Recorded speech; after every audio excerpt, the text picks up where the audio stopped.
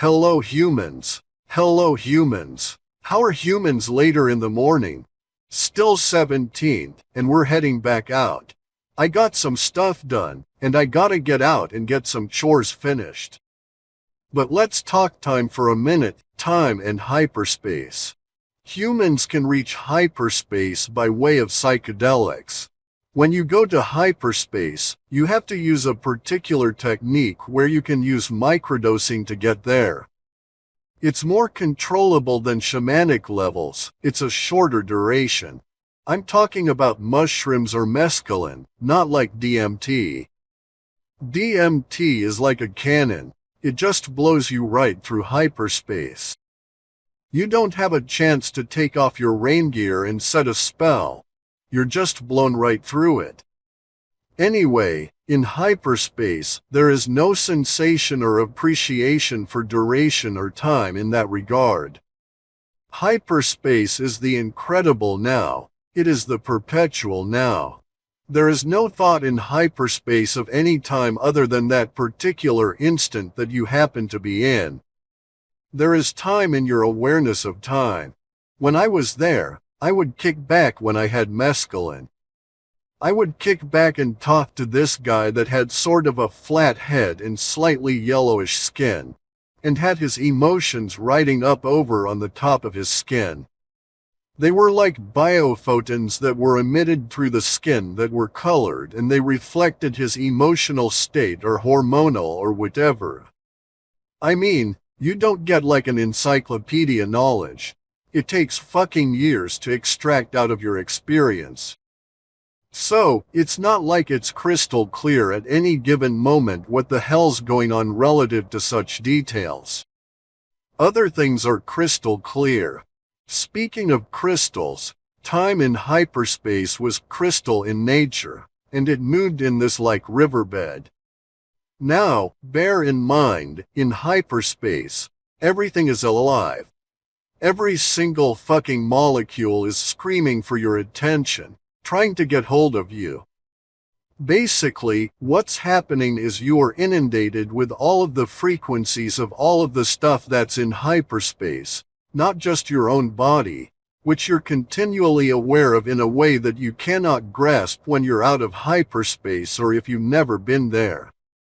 But everything is calling for your attention.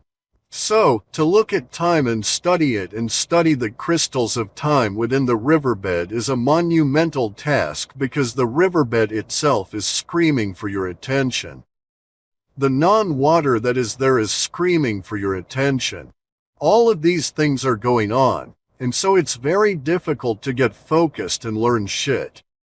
But what was really interesting about the time aspect of it, the crystal nature of time within hyperspace, is that each and every one of the crystals you had the ability to really focus. You could have looked in on any of the facets of any of those crystals and seen the events that were going to happen in that time that crystal encapsulated. You know, it's fucking impossible to do, and there's no reference point.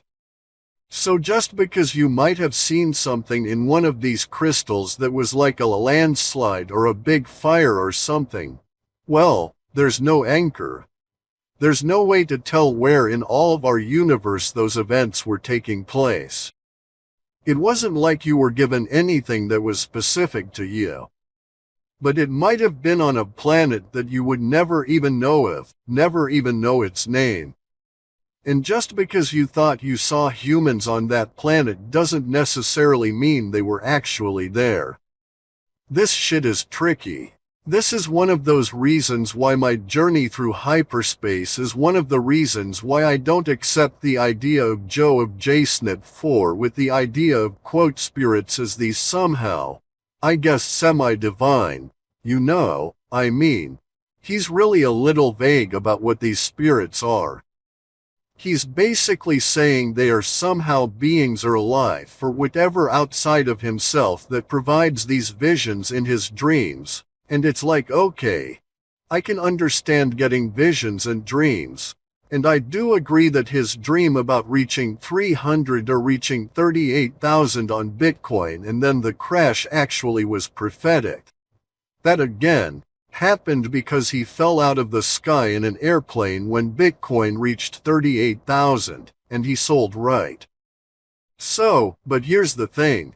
I live in a universe that does not know my name. So when you go to hyperspace, you don't have a name. You don't, there is none of that. You do not have a name.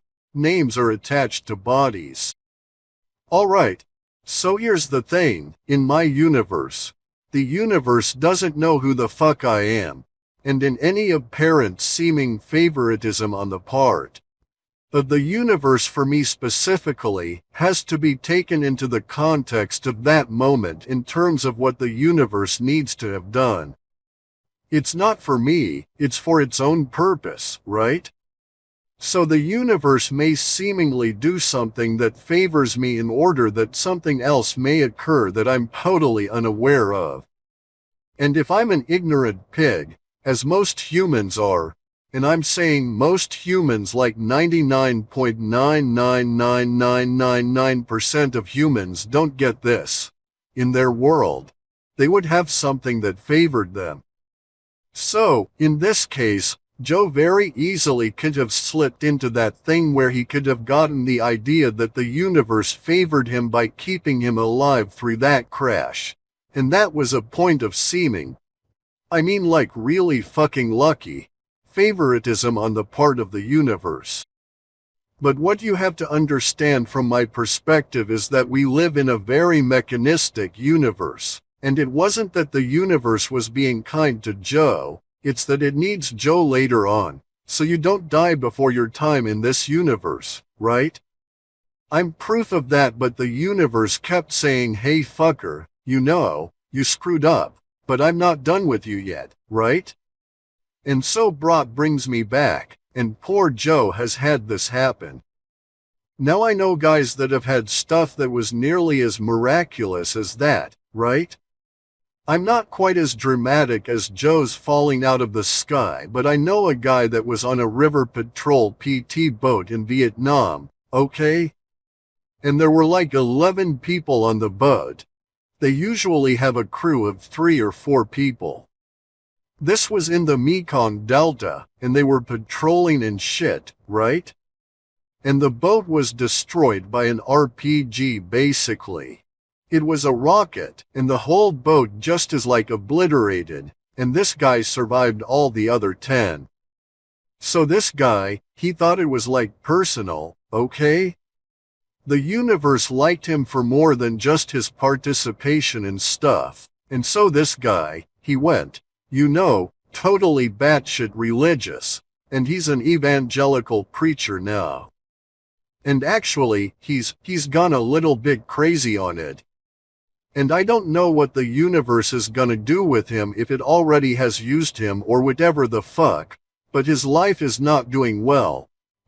Since he got really sunk in with the idea that that was a personal thing that the universe did for him.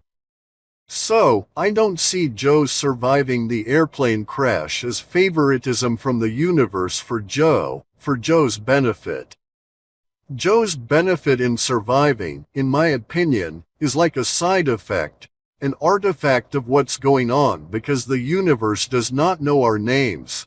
It doesn't deal with us this way. Okay, so this is also why I think channeling is much of horseshit, right?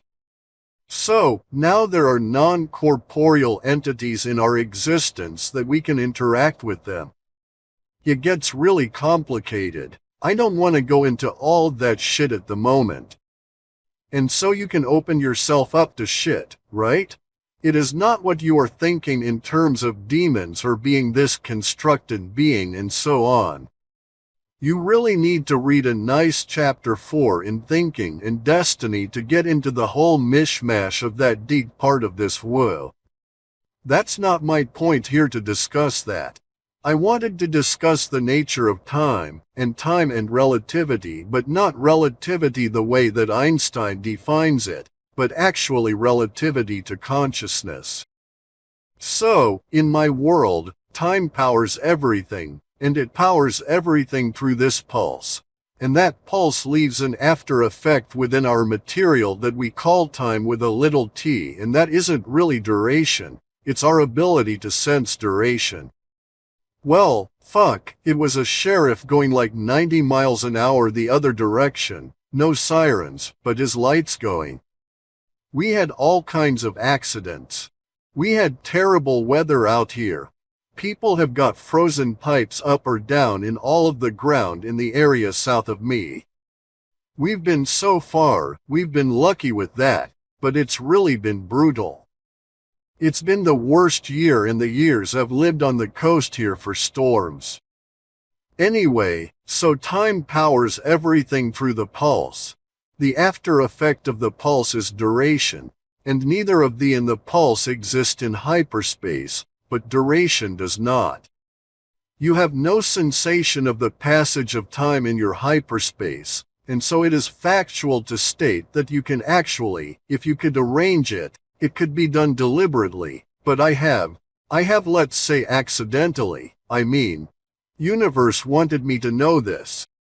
That you got to get really weird in your thinking if you're a woo guy, and you know, but as I say, I'm not taking it personally. Universe has no anything that it has showed me toward in the sense of favoritism. Keeping me alive through the colon was entirely for universe's own benefit. It's not trying to do anything for me. I'm not special, nobody is this way. I get really pissed off at all these channelers and shit that, you know, they think they've got some skill and also, by the way, channeling never produces anything worth hammock. It's all this bogus, facile, surface kind of shit that in no way provides you anything extraordinary in the sense of information that you wouldn't have known anyway. This is because channeling is not what people think. People think that channeling is somehow opening your mind up to some external entity, just like Joe thinks it's these external spirits. You know, he doesn't really define them any more than that. It's like it gets really vague and so on. But channeling is thinking that there's this external entity which you'll give it a name and thus, therefore, it is real here in this material because things that are real in this material have names. Nothing has names, and so they'll think that they're getting external information by others' conduit, and what's actually happening is more akin to this idea where you do open yourself up to an external entity. If you want to call it a spirit or a demon, that's fine. I don't give a shit. Neither of those are really descriptive nor do they convey what the thing actually is, but that little bit of external consciousness that is impinging on your encapsulated consciousness makes you think it actually works to make you think that it is the source of stuff. But it's just rooting around in your mind and coming up with this, so no channeler has ever produced any information that was not already in their brain. Channelers do not open a channel to an outside entity of any form that gives them information. What they do is they open up this channel to something that will trigger their mind for a lot of different reasons. Read Chapter 4 of Thinking and Destiny. Maybe it's Chapter 5, but one of these gets into it and it pulls all this extraneous bullshit out of your brain and packages it in this rather pabulum facile form, and that's channeling. So Bashar, none of these fuckers have any validity in my opinion, right? They're rooting around and they're not even doing it. They're allowing this process to occur with this feeling, and again, it's all emotion. That's what Joe is basing his stuff on now. At least he didn't get the point where he thinks that his survival was intended by the universe for him and him alone. Universe obviously has some really big thing for Joe. Okay, so this is the way this actually works. I mean that it is. You can think of it and we may never know, right? So Joe could go through the rest of his life and it may appear absolutely ordinary, and yet he could have indeed accomplished something hugely significant, that for universe, that none of us could have picked out from his actions. Maybe he has to be at a certain intersection at a certain place at a certain time in order that something else may not occur. And so universe needs him for that. So it keeps him alive, but there could be quite dramatic. You just never know. I actually think I'm favoring that it's a dramatic thing. Okay, just because of the language that shows up around Joe in the processes that I run, and that has shown up around him because of the nature of his name and because of the nature and or the way in which I did my data sets back in the year 2000. Joe pops into it. I just kept it in there ever since anyway. So, it may well be that Joe will end up having something dramatic. I think this for a number of different reasons. Anyway, though, but yeah, okay, it need not be a dramatic thing in order to be saved that way. But now, getting back to the time aspect of this, we won't know, we'll never be able to see. We can examine maybe he's going to be extraordinarily lucky and live to be 120, right? And maybe we'll never see what it was the universe wanted to have happened. But it obviously has a huge level of significance because of the effort that it takes for the universe to keep Joe alive through that amount of energy, through that energy that was released in that crash. So, I'm a real fan of Buckminster Fuller. I examine everything on an energy principle, reduce everything to energy equations in order to get a good view and work up from there.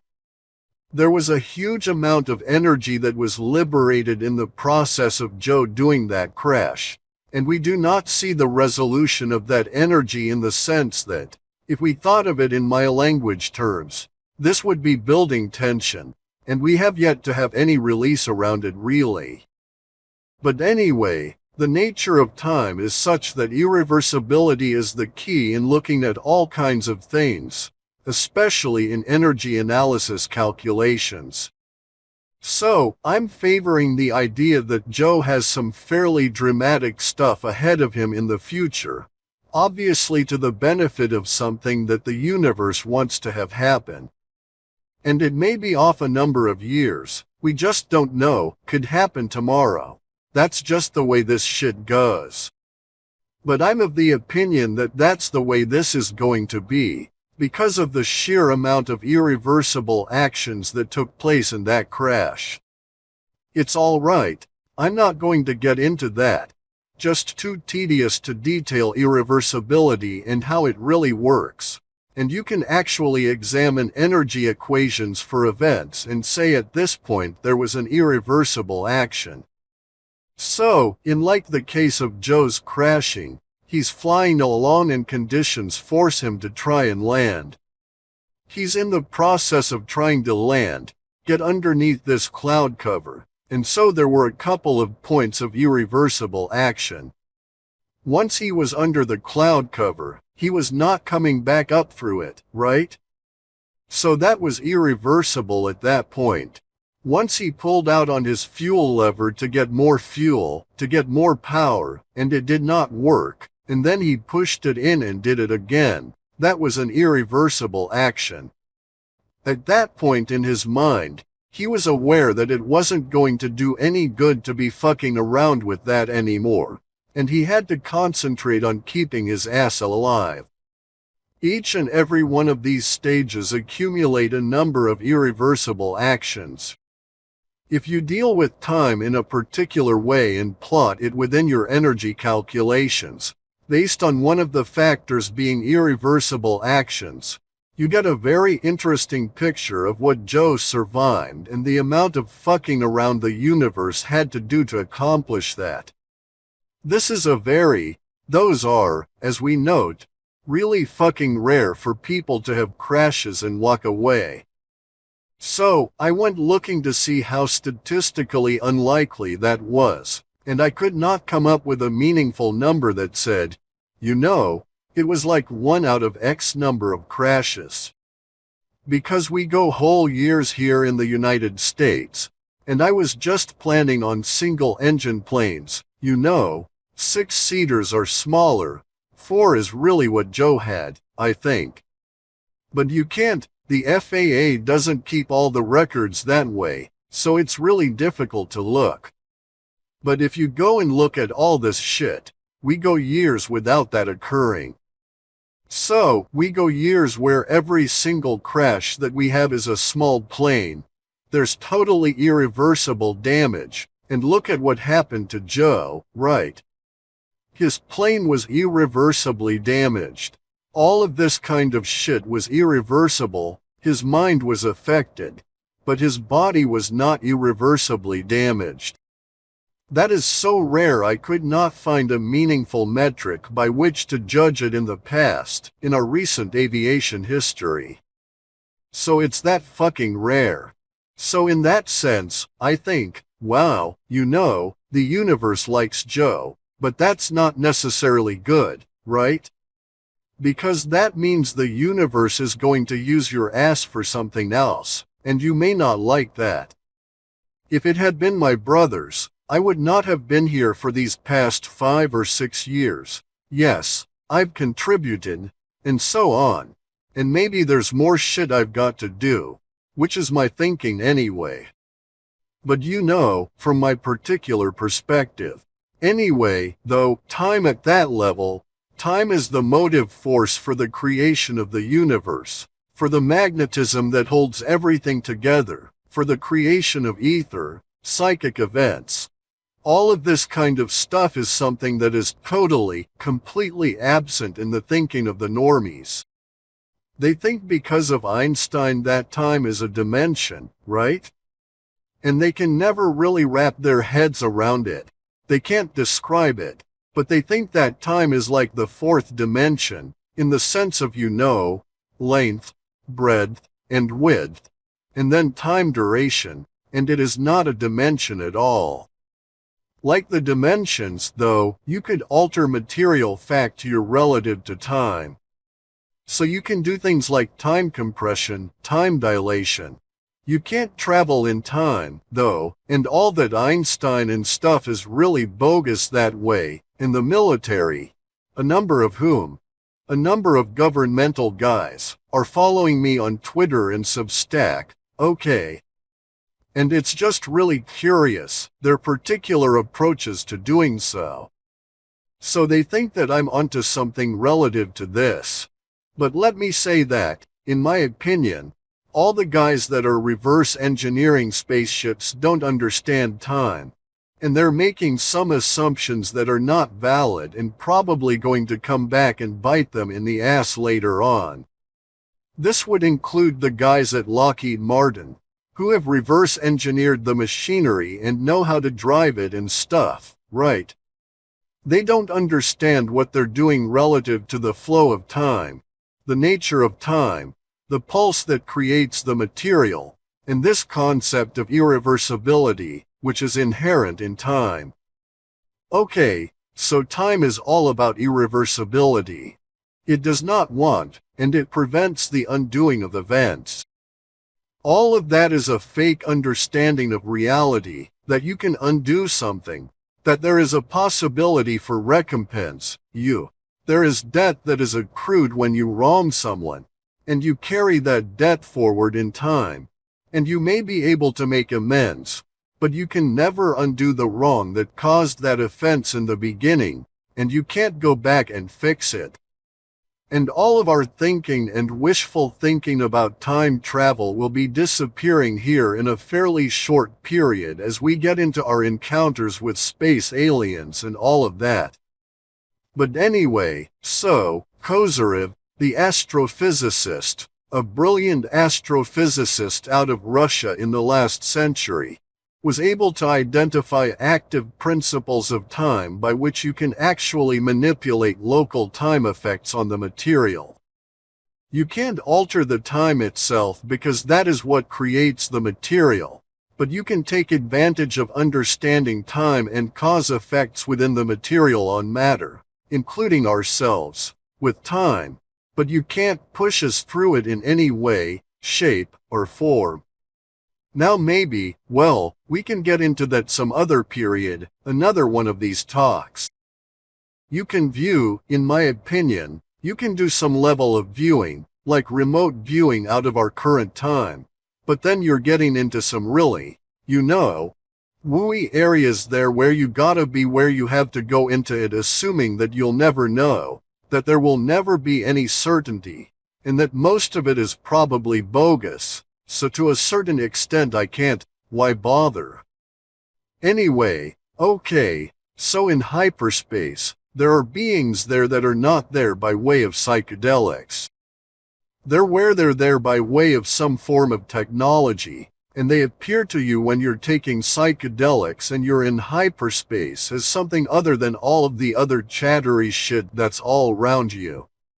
So, you'll see these consciousnesses, you don't know what kind of being they are, and you can't, it's like stupid, like Carrie Cassidy calling everything reptiles and Dracos, and she's never seen a reptile. There's never a reptilian around. She doesn't have any pictures. They don't exist in reality. It's all a delusion in her mind.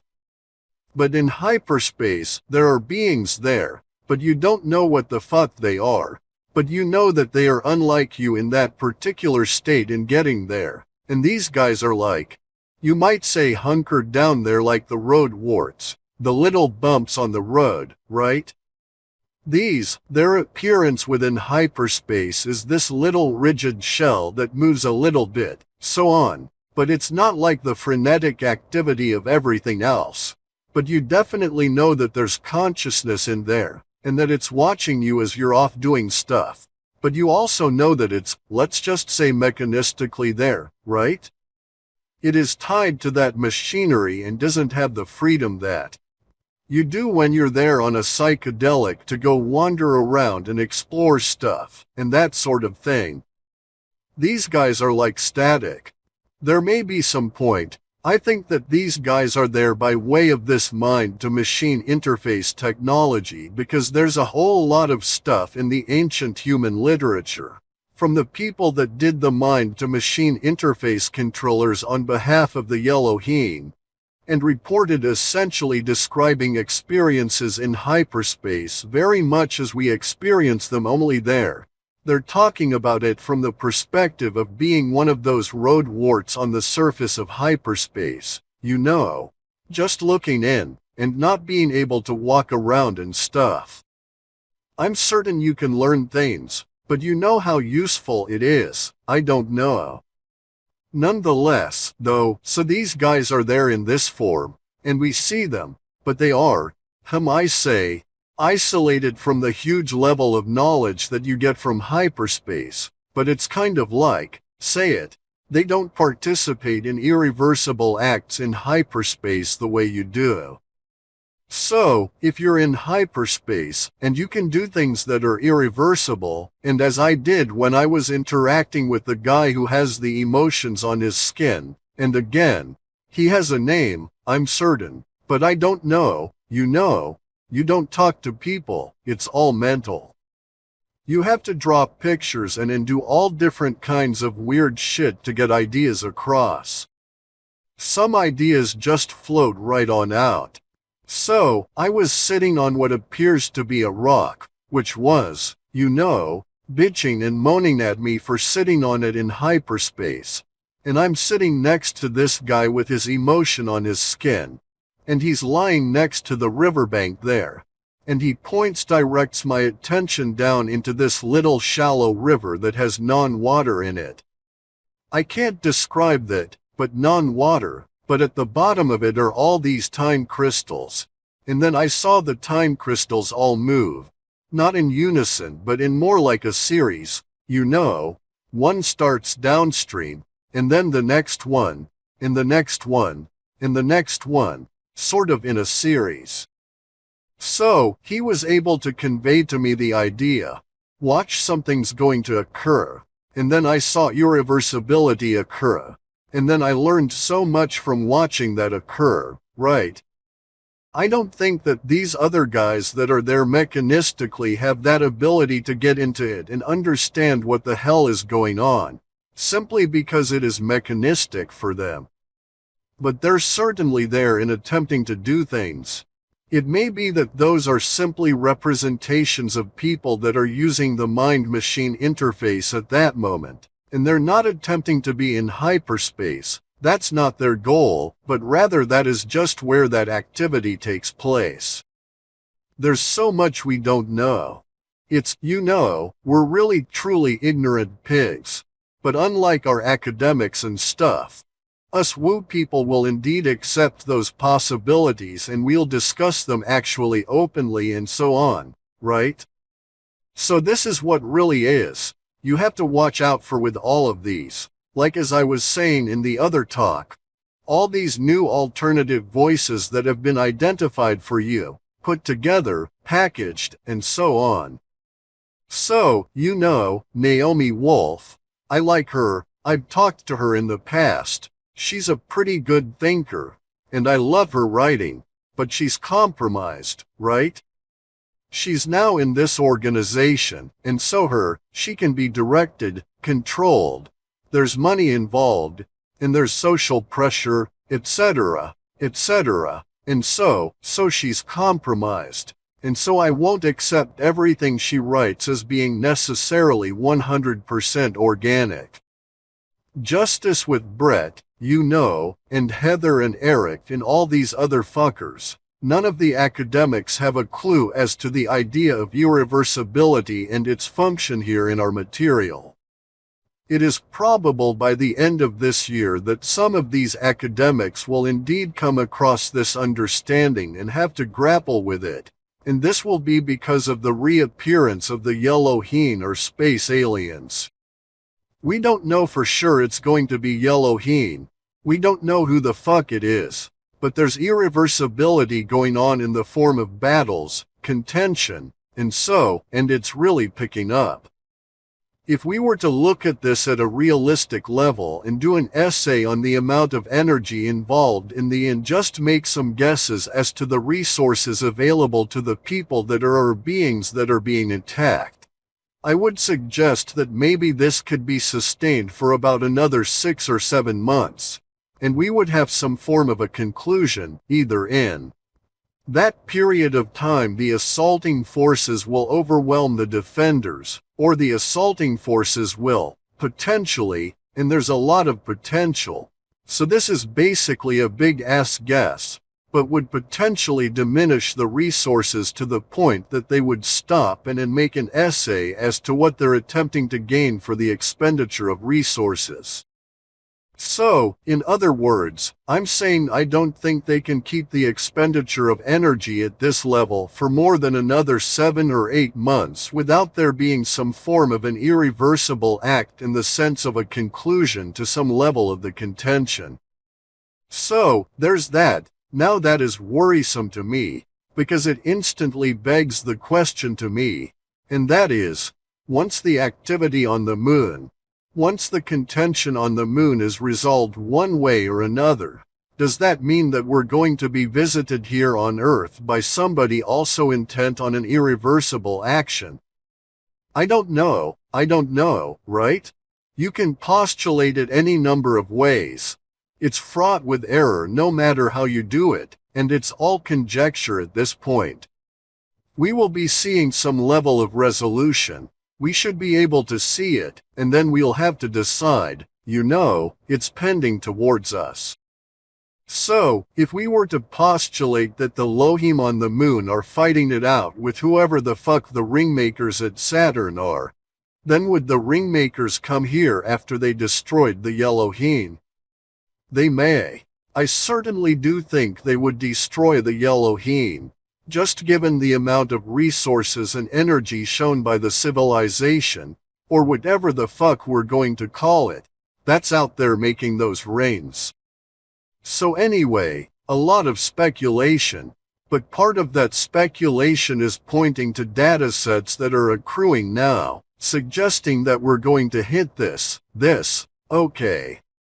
So they're within hyper-novelty, there's could be all kinds of stuff happening. And within the hyper-novelty period, we will come to some kind of a point of big irreversibility, and that will affect all the normies, all alive, etc., as we go forward. It may not be violent or catastrophic, it may just be a giant change in consciousness, as all of us sit here and watch hundreds of thousands of UFOs flying around, right? That's going to be an irreversible act at that point. All of consciousness of the humans on Earth would have changed in that particular short period of time of all those UFOs flying around. So, but we're coming up to some kind of a point of irreversibility at a large scale, given what's going on. I also think that, within this larger mass, we'll see some of these exposures. Maybe if we're looking as to basically what the fuck is universe got in store for Joe and the rest of us, right?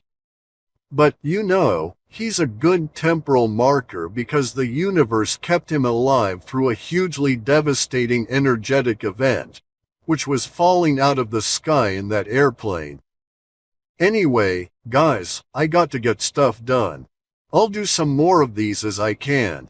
We've been hit hard here with damage and that kind of stuff, so it's going to be few and far between. My office is just a shambles now after all the recent storms, so, I could maybe do a video, but I'd have to be really motivated to do that. Anyway, talk to you later.